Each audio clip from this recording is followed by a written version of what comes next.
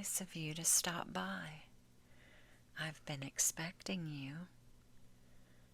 Here, have a seat right next to me. I have a story to tell you. This is the story of the Dollmaker's secret. In a small, misty town, nestled between ancient, towering trees, there was an old shop known as the Dollmaker's Atelier. The shop had been there for as long as anyone could remember, its windows always dark, the sign faded, yet still it drew people in, those who were brave enough to enter. The dollmaker, a reclusive man named Mr. Ashcroft, was a master of his craft.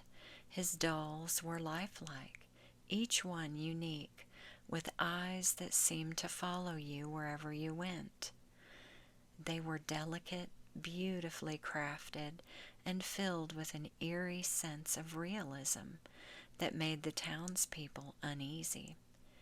Yet no one could deny their beauty, and they became the most coveted items in town. But there was a secret that no one knew. Mr. Ashcroft wasn't just a doll maker.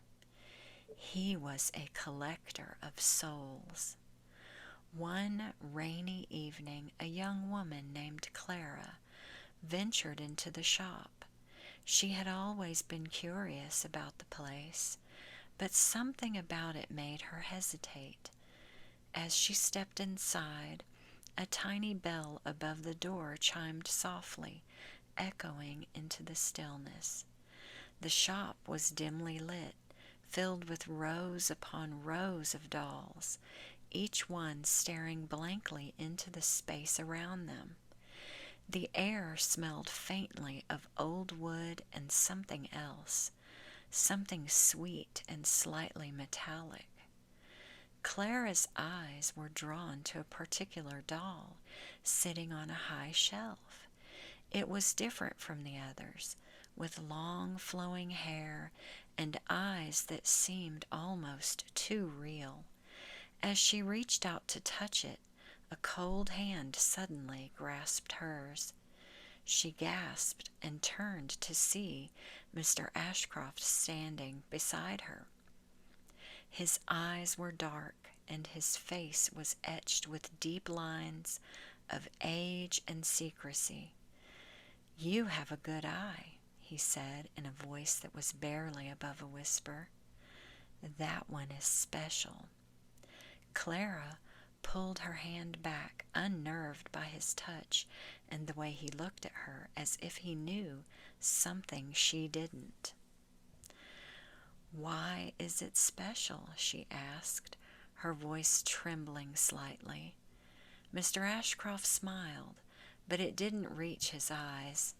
"Every doll here has a story," he said, turning to look at the shelves around them.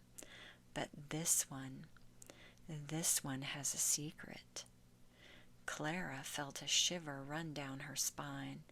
The dolls around her seemed to grow darker, their eyes more intense, as if they were all watching, waiting. Mr. Ashcroft continued, his voice low and hypnotic. "You see, I don't just make dolls.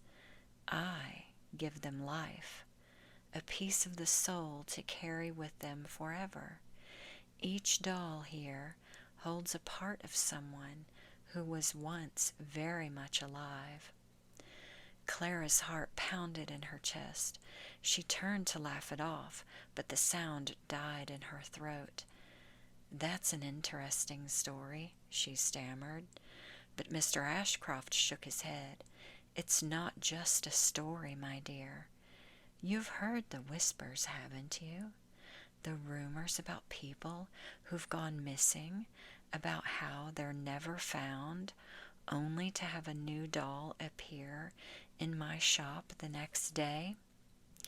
Clara backed away, her eyes darting to the door, but it felt impossibly far away. The dolls seemed to press in closer, their faces frozen in perfect, eerie smiles.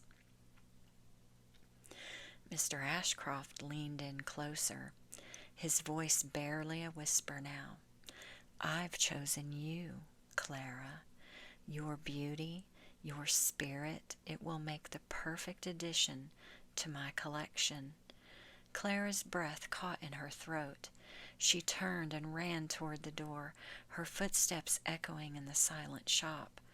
But just as she reached for the handle, she felt a sharp pain in her chest. She looked down to see a needle in her hand, blood trickling down her fingers. The room began to spin, and darkness overtook her. When Clara awoke, everything was different. She couldn't move. She couldn't speak. Her vision was cloudy, and she realized with horror that she was looking out through glassy, painted eyes. She was sitting on a shelf, surrounded by other dolls, other souls trapped in porcelain and lace. And there, in the reflection of the shop's window, she saw herself, a doll, perfectly crafted, with eyes that would follow anyone who dared to enter the dollmaker's atelier.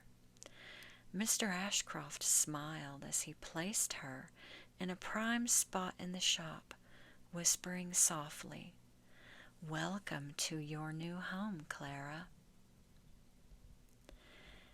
The end.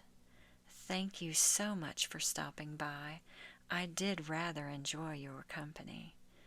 I do hope you are able to sleep peacefully tonight, and that the shadows in your bedroom remain content without disturbing you. Until next time, do take care, and do stop by again when you have time for another story.